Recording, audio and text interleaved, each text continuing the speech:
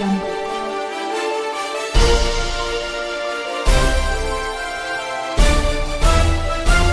Audio Jungle. On the national news this hour from Babagagidi Igbo Television, First Day headlines. President Tinubu advises APC governors to remain servant of people. Emefiele's policy puts CBN in bad light, Cardoso. FG to tackle petrol supply challenges through modular refineries, Minister. I'm aware of your sacrifices, challenges, IG tells Corps. On sport, Eagles missed Osime's scoring touch against Lesotho, Zimbabwe, Aloy Agbo. I am Morire Lawal. The news in detail. President Bola Ahmed Tinubu has advised governors elected on the platform of the All Progressive Congress APC to always put the interests of the people first and work for the good of their states. Ajuri Ngelale, Special Advisor to the President on Media and Publicity, disclosed this in a statement on Friday that Tinubu said these when he received the governor of Kogi State, Yaya Bello, the returning governor of Imo State, Hope Uzodinma, and the governor-elect of Kogi State, Ahmed Usman Ododo, in Abuja. According to the statement, Tinubu addressing the governor said, "You worked hard for this victory. I'm proud of you. But the real challenge has only started, and it will stare you in the face. That is the challenge of good governance. Make sure that everyone is carried along. You are now the servant of the people. To God be the glory for the victories, and may God guide you. Once the people of Nigeria and their concerns are the focal point of your plans and actions, not only will governance be easier for you, but you will enhance the value of your state and the masses of people, and will have a new opportunity to grow and enjoy a new standard of living. This must be your driving focus as governors, but especially as governors elected on the platform of our great party." According to the statement, the national chairman of APC, Abdullah Iganduje, who led the governors-elect and the APC stalwart to meet the president, said the party's candidates conducted themselves with integrity, as directed by the president during the elections, and that the party had conceded victory to the opposition in Bayelsa State. "We lost the election in Bayelsa and we have conceded in good faith. You directed that the elections should be free, fair, and peaceful, and it was so," Ganduje said. On behalf of the candidate who contested the elections in the Imo State, Hope Uzodinma thanked the president for providing strong and purposeful leadership at the center, which enable and energize their campaigns. Olayemi Cardoso, governor of the Central Bank of Nigeria, CBN, has slammed his predecessor, Godwin Emefiele, for undertaking policies which put country's apex bank in a bad light in the past few years. Cardoso disclosed this in a speech on Friday at the Chartered Institute of Bankers of Nigeria 50th anniversary event. According to him, CBN suffered from corporate governance failures, diminished institutional economy, a deviation from the core mandate, and unorthodox use of monetary tools. He also identified an inefficient and opaque foreign exchange market that hindered clear access and a foray into fiscal activities as significant challenges for the Apex Bank in the past few years. There was also a lack of clarity in the relationship between fiscal and monetary policies, among other challenges. As he told the CBN had strayed from his core mandate and was engaged in quasi-fiscal activities that pumped over 10 trillion naira into the economy through almost different initiatives in sectors ranging from agriculture, aviation, power, youth, and many others. This distracted the bank from achieving its objectives, and it took it into areas with limited expertise, he said. Cardoso, however, promised that the issues affecting the bank would be tackled under his watch. The information also reported that Emefiele spearheaded the controversial Naira redesign policy, resulting in the country's currency scarcity and hardship for Nigerians in the first quarter of 2023. Recall that Emefiele was suspended as CBN governor in June by President Bola Ahmed Tinubu. The embattled CBN governor was recently granted 300 million naira bail over a 1.2 billion alleged procurement fraud.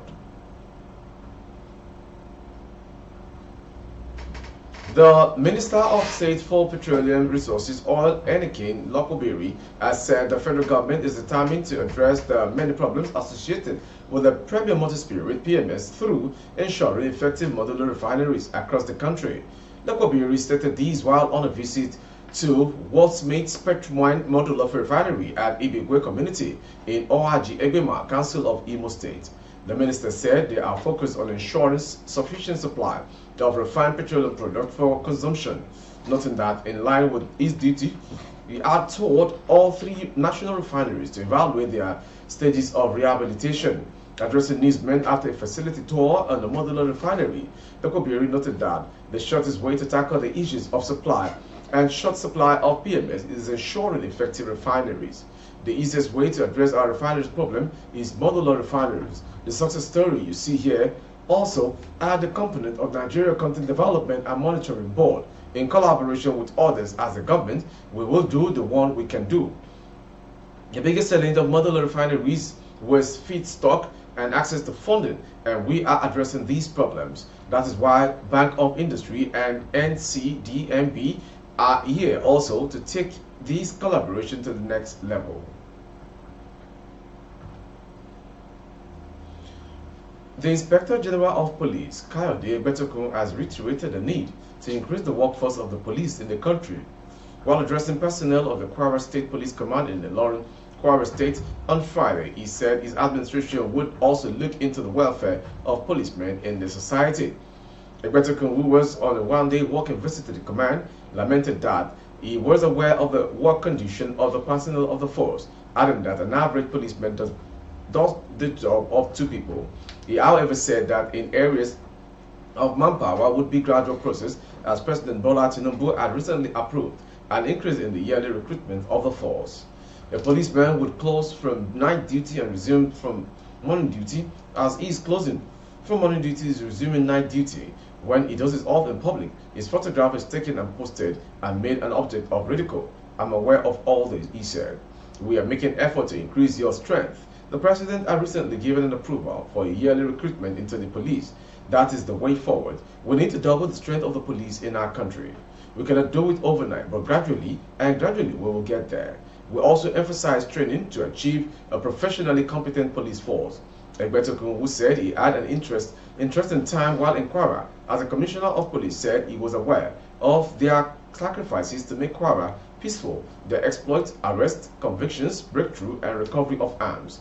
During a courtesy visit to the Emir of Ilorin, the IG described his visit as a homecoming, while appreciating the monarch for his support and assistance during his service in Kwara from 2019 to 2020. Also speaking, Commissioner of Police Victor Olaya requested the supply of an armored personnel carrier to further enhance the security of banks and improve crime-fighting capacity. Islamic scholar Mufti Islami Ibn Musa Meng believes with Nigeria's vast human and natural resources, the country can become the best in Africa. The Zimbabwean cleric said this when he visited President Bola Tinubu at the presidential villa in Abuja. To enhance Nigeria's greatness, the Grand Mufti of Zimbabwe's Muslim community said their citizens must be united and also respect their leaders. We need to be a united people. We need to respect each other. The leadership that we have, we should appreciate it. We should acknowledge it. We should understand that if we are going to respect our leadership, we will be able to achieve as a nation. If you look at the countries that have failed, it's because they don't respect their leadership and they actually fail as a result, he said on Friday after meeting with the president. But if we are going to rally behind the leadership and ensure that every one of us contributes positively to this nation, Nigeria can be the best nation in Africa. And in all honesty, I believe the population, the resources, and everything we have in Nigeria. Being an African coming from Zimbabwe, we always look at Nigeria as one of the biggest economies, if not the biggest in Africa. I believe it is the right time to be upright and honest and to serve the nation, and in this way, we will be able to be a shining example for the rest of Africa. I always pray that we can be upright citizens, and in that way, we will achieve more than what we have actually dreamt of. He said he and a delegation of scholars came to Nigeria for a peace and unity convention. Good afternoon. Good afternoon, my brother. Please, can we start with an introduction, if you don't mind? I am Mufti Ismail Mink, the Mufti of Zimbabwe. I am here for the Peace and Unity Convention that is going to be taking place in Abuja this weekend. It was in Lagos last weekend. Okay, yes. So you're paying a visit with a delegation here to the President. Can you tell us about that? Yes, we have a delegation of scholars globally who are actually here to present with the Peace and Unity Convention. The idea is to be able to empower Nigerians as such to live together in harmony, to coexist, to respect each other with the differences, be they from different faiths, different backgrounds. In order to see the success of this nation, we need to be a united people. We need to respect each other. The leadership that we have, we should appreciate it, we should acknowledge it, we should understand that if we are going to respect our leadership, we will be able to achieve as a nation. If you look at the countries that have failed, it's because they don't respect their leadership and they actually fail as a result. But if we are going to rally behind the leadership and ensure that every one of us contributes positively to this nation, Nigeria can be the best nation in Africa. And in all honesty, I believe the population, the resources and everything we have in Nigeria. Myself being an African coming from Zimbabwe, we always look at Nigeria as one of the biggest economies, if not the biggest, in Africa. I believe it is the right time to be upright and honest and to serve the nation, and in this way we will be able to be a shining example for the rest of Africa. I always pray that we can be upright, honest citizens, and in that way we will achieve more than what we've actually dreamt of. Thank you so much. Thank you. A 36-year-old minibus driver, Shonibare Oluwasegun, has allegedly been killed by his landlord's son during an argument over parking space in the Ajah area of Lagos. Eyewitnesses said that the father of three returned home Sunday night, November 19, 2023, parked his minibus, otherwise known as Korokwe, in front of his compound on number 24 Adewumi Close, Ilaje Ajah. Barely had he retired to bed when his landlord's son, identified as Taye Adebayo, reportedly banged on his door, jostling from his sleep. The landlord's son was said to have directed the tenant to go and remove his minibus from where it was parked, but late Oluwasegun was said to have gone outside and maintained that space was his regular parking space. An argument ensued, during which Adebayo allegedly did the act to Oluwasegun in different parts of his body. Explaining how news of his death was received, elder brother of the deceased, Shonibare Faye, said, "I got a call from a private number by around 1:29 a.m. Sunday morning that my brother was dead. As early as 6:20 a.m. I rushed to Ajah and met my brother's lifeless body in the pool of his blood, and he was stabbed in different parts of his body.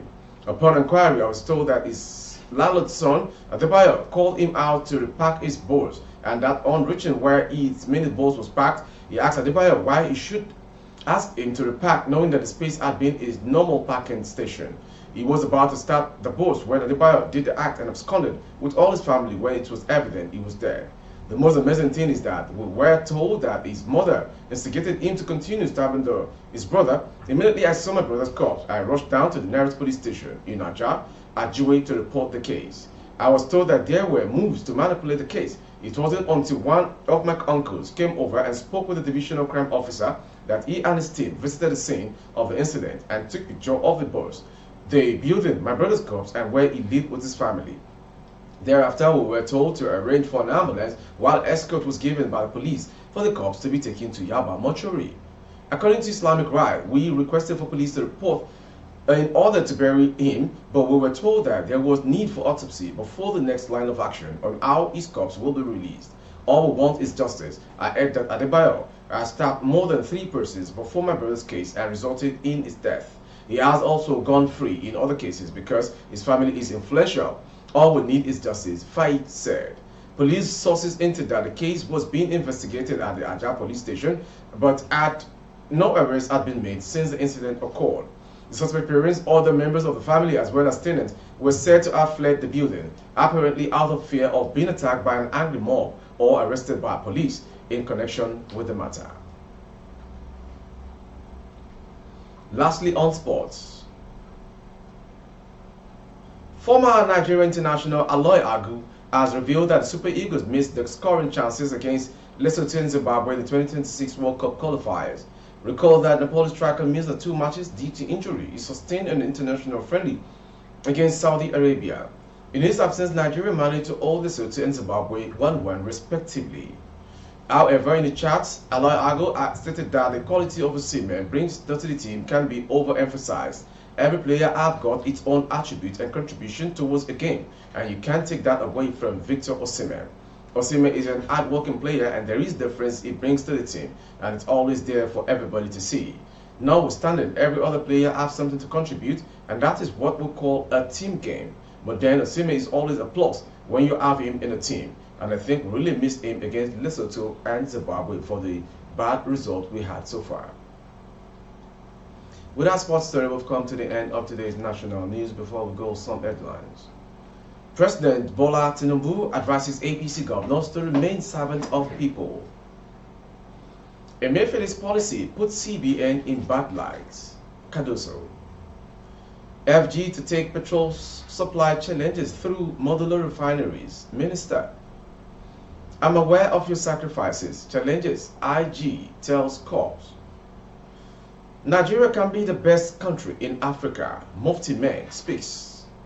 On sports, Eagles miss Osimhen's scoring touch in qualifying against Lesotho and Zimbabwe. Aloy Ago. For update of our broadcast on YouTube, our handle is Babagbagide Imo Television. Kindly subscribe and click on the notification bell. Select option all to access all of our broadcasts. On Facebook, Bagide Imo with Alawiye Adebayo. Please like and follow the page. For advert placement of goods and services, coverage of events and function, please dial the phone number streaming on your screen. Thank you for watching. Nigeria shall be great again if only we can do the needful at the right time. I am Moriri Rabilalawa. Good afternoon. Audio Jungle.